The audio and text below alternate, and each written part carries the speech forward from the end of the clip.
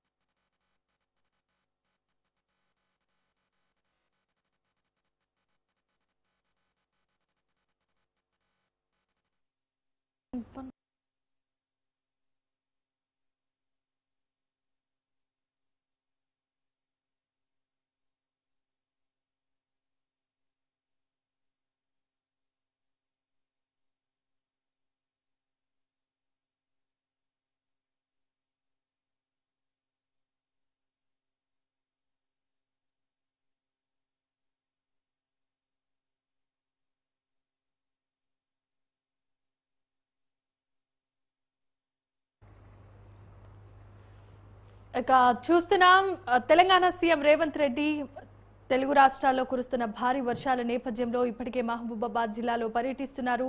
ముప్పుకు గురైనటువంటి ప్రాంతాలను ఆయన పర్యవేక్షిస్తున్నట్లుగా తెలుస్తోంది. ఇప్పటికే పలు ప్రాంతాల్లో పర్యటించిన సీఎం రేవంత్ ఆయనతో పాటుగా మరికొంతమంది మంత్రులు, ఎమ్మెల్యేలు, కాంగ్రెస్ కార్యకర్తలు, అభిమానులు కూడా పాల్గొన్నారు.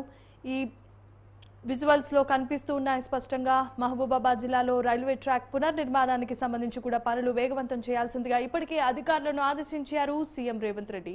ఈ నేపథ్యంలో అక్కడికి భారీ ఎత్తున ప్రజలు, అభిమానులు, కాంగ్రెస్ నేతలు, నాయకుల మధ్య సీఎం రేవంత్ రెడ్డి పర్యటిస్తూ ఉన్నారు. కాలినడకన ముప్పు ప్రాంత ప్రజలను పరామర్శించేందుకు సీఎం రేవంత్ రెడ్డి రావడంతో అక్కడ ఉత్కంఠ పరిస్థితి నెలకొంది. చాలా మంది జనంతో పాటుగా మీడియా మిత్రులు అందరూ కూడా ఆ యాత్రలో పంచుకున్నారు. అంతేకాకుండా అక్కడ ముప్పుకు గురైన ప్రాంత ప్రజలు ఎటువంటి భయానికి గురవకుండా, భయాందోళనకు గురవకుండా ప్రభుత్వం సత్వరమే కార్యాచరణ రూపొందుతుందని కూడా ఇప్పటికే భరోసాని కల్పించారు. కొన్ని సహాయక చర్యలను కూడా చేపట్టారు. దీనికి సంబంధించి న్యూస్ 360 ప్రత్యక్ష ప్రసారం ద్వారా మనం చూస్తూ ఉన్నాం. కాలినడకన తెలంగాణ సీఎం రేవంత్ రెడ్డి ఆ ప్రాంతాలను పర్యవేక్షిస్తూ ఉన్నారు. ఇప్పటికే అక్కడ ఉన్నటువంటి జనం సీఎం రేవంత్ రెడ్డి రాకతో అక్కడ ఉన్నటువంటి ప్రదేశం అంతా కోలాహలంగా మారిపోయింది. మరోవైపు భారీ బందోబస్తు నడుమ సీఎం రేవంత్ రెడ్డి పర్యటన చేస్తూ ఉన్నారు.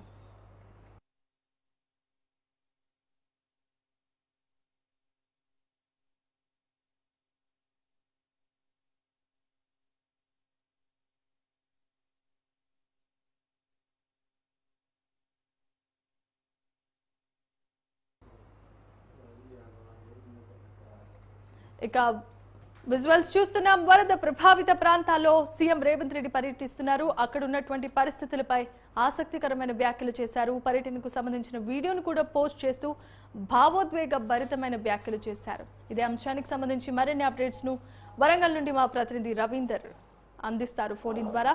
రవీందర్, చెప్పండి. ఏదైతే రాష్ట్ర ముఖ్యమంత్రి రేవంత్ రెడ్డి గారు ఖమ్మం పర్యటన ముగించుకొని ఈ రోజు ఉదయం రోడ్డు మార్గం ద్వారా ఏదైతే మహబూబాబాద్ జిల్లాలో ఉన్నటువంటి డోర్నకల్ ఏదో డోర్నకల్ ద్వారా అక్కడ మొత్తం కొన్ని ఖండావాసులను పర్యటించడం జరిగింది. ఏదైతే ఆకేరు వాగులు మోతిలాల్ అనే ఒక ఎంప్లాయీ ద్వారా వాళ్ళ బిడ్డ అతను తీసుకుని కూర్చుంటే ఆఖరి వాళ్ళు కుట్టుకోవడం జరిగింది. ఆ అమ్మాయి సైంటిస్ట్ ఫారెన్ వెళ్ళాలి, ఫ్లైట్ లో వెళ్ళాలి అన్న ఉద్దేశంతో రాత్రి 12:30కు వాళ్ళు రోడ్డు మార్గాన బయలుదేరడంతో ఆఖరి వాగులో ఒక్కసారిగా 2 చెరువులు దిగి రోడ్డు ఉదుట అవడంతోనే అందులో కొట్టుకుపోయి వాళ్ళు చనిపోవడం జరిగింది. ఆ కుటుంబాన్ని ఈ రోజు అంటే డోన్పల్లి ఆనుకున్నటువంటి తండాలకు వెళ్ళి ఆ కుటుంబాన్ని పరామర్శించి వాళ్ళకు ఒక ప్రభుత్వ ఉద్యోగం అలాగే ఇందిరామ్మ నిర్మించి ఇస్తారని చెప్పేసి ఆ బాధితురాలు ఎవరైతే ఆ కుటుంబంలో ఉన్నారో వాళ్ళకు స్వయంగా ముఖ్యమంత్రి హామీ ఇవ్వడం జరిగింది. ఆ ఫోటోలకు నివాళులు అర్పించి వాళ్ళ కుటుంబ సభ్యులను పరామర్శించడం జరిగింది.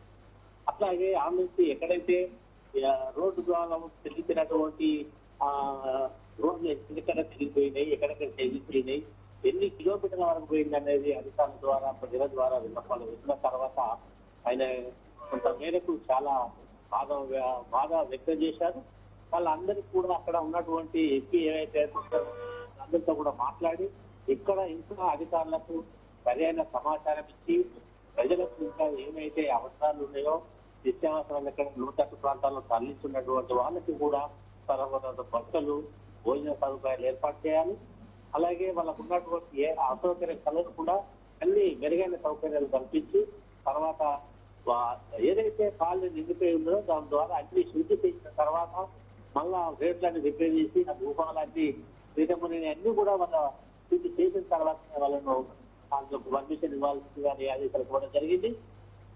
అయితే అక్కడి నుంచి మళ్ళీ ఆ నుంచి రోడ్డు మార్గాన మహబూబాద్ జిల్లాకు రావడం ఏదైతుందో ఆ మహబూబాద్ జిల్లాలో రావడంతోనే ఉన్నతాధికారులతో అక్కడ కలెక్టరేట్లతోని అధికారులతో సమీక్షా సమావేశం నిర్వహించిన అనంతరం మళ్ళీ కొన్ని చోట్ల ఏదైతే ఆ రోడ్డు కిలోమీటర్ల కొట్టుకున్నటువంటి విధులను మనం చూస్తున్నాం. వంతెనలన్నీ కూడా ముఖ్యంగా కానుకొని మహబూబాద్ జిల్లా వాసులు కూడా 2 రోజుల నుండి ఆ విలేజ్ అంటే టౌన్ వదిలేసి బయటికి వెళ్ళలేనటువంటి పరిస్థితి. ఎక్కడైతే ఇంటికన్నే కే సముద్రం మధ్యలో 2 కిలోమీటర్ల రైల్వే ట్రాక్ కొట్టుకుపోవడం చూసాం. దాన్ని మనం నిన్నంతా కూడా మనం చూపించడం జరిగింది. అట్లాంటి ట్రాక్ ను కూడా మరమ్మతులు రైల్వే జీఎం స్వయంగా అక్కడ వచ్చి పర్యవేక్షిస్తూ ఆ మరమ్మతులు చేపిస్తున్నప్పటికీ కూడా ఇంకా పూర్తి అవ్వలేదు. అక్కడి ట్రైన్ కూడా మొత్తం 46 ట్రైన్లు ఆ రవాణా మొత్తం నిలిపివేయడం జరిగింది.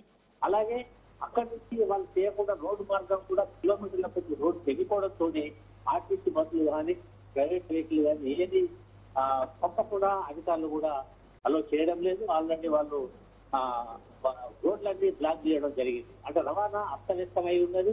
పబ్లిక్ అక్కడి నుంచి మహబూబాద్ టౌన్ నుంచి ఏ ఒక్కరు కూడా బయటకు వెళ్ళే పరిస్థితి లేదు. దాన్ని చూసినట్లయితే మన నైట్ కూడా ఒక డీసీపీ ద్వారా ఇంటికాడ నుంచి కేసముద్రం వస్తున్నట్టు కేసముద్రం నుంచి మహబూబాద్ వస్తున్న తరుణంలో వాగులో కొట్టుకుపోయి 6 వ్యక్తులు డీసీఎంలో ఉండడంతో అప్పటికప్పుడు జిల్లా కలెక్టర్, జాయింట్ కలెక్టర్, డిఎస్పీ వాళ్ళందరూ కూడా వచ్చి రాత్రి 2:30కు అంత వరదలో వాళ్ళను రక్షించి బయట తీసుకురావడం జరిగింది. అంటే ఇంత విపత్కరమైనటువంటి వాతావరణం గత ఎన్నడూ కూడా చూడలేదు. ఇంత వరద విభూతి కూడా రాలేదు, ఇప్పటికే చూడలేదని కూడా స్థానికులు చెప్పడం మనం చూస్తున్నాం. మొత్తంగా చూసినట్లయితే ఏదైతే రాష్ట్ర ముఖ్యమంత్రి కూడా ఈ విస్తారాన్ని చూసి ఆయన కూడా కొంత తెలియడం జరిగింది. ఇంకా ఘోరంగా రోడ్లు ఒకటికని డ్యామేజ్ రావడం, రాష్ట్ర ప్రభుత్వం ముఖ్యమంత్రి చేపట్టిన తర్వాత వరద విద్యుత్వం అనేది ఇది మొదటిసారి. అలాగే ఆయన కూడా అక్కడ చాలా వరకు ఆ రాత్రి కూడా వర్షాలు లెక్క చేయకుండా రోడ్డు మార్గాన్ని కూడా వచ్చి ప్రజలను ఏదైతే వాళ్ళు చూసినటువంటి బాధలు పంచుకోవడం జరిగింది. అందుకు భాగంగానే ఈ రోజు కూడా ఆయన వచ్చి పరిశీలిస్తున్నట్టు ఇంకా అందరినీ కూడా సందర్శిస్తున్నారు. అక్కడ రివ్యూ మీటింగ్ లో స్పష్టమైన ఆదేశాలు అయితే ఇవ్వడం జరిగింది. ఆర్ఎండ్బీ వాళ్ళు కానీ ఎవరైనా సరే రైతులకు పంట నష్టం కానీ తర్వాత ఎక్కడైతే అసౌకర్యం కలిగి ఉన్నారో అందరి సౌకర్యం తెలియపరిచే విధంగా ఆదేశాలు అయితే ఇవ్వడం జరిగింది. మొత్తంగా కూడా దాతలు కూడా విధానంగా ప్రభుత్వానికి ఈ విపత్కాల పరిస్థితుల్లో ఇంత ఘోరమైనటువంటి నష్టం జరిగిన కారణంతో అందరూ కూడా సంఘీభావం తెలుస్తూ వాళ్ళ వంతు సహకారం అందించడం జరుగుతుంది.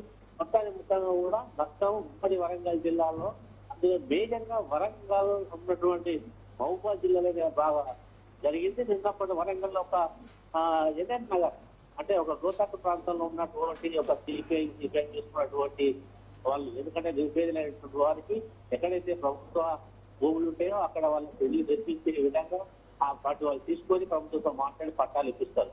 అయితే వాళ్ళు పూర్తి స్థాయిలో ఇల్లు కట్టుకోలేకపోవడం వల్ల రేట్ల ఇల్లు, తర్వాత పూల పెంకల ఇల్లు, పెంకల ఇల్లు నిర్వహించారు.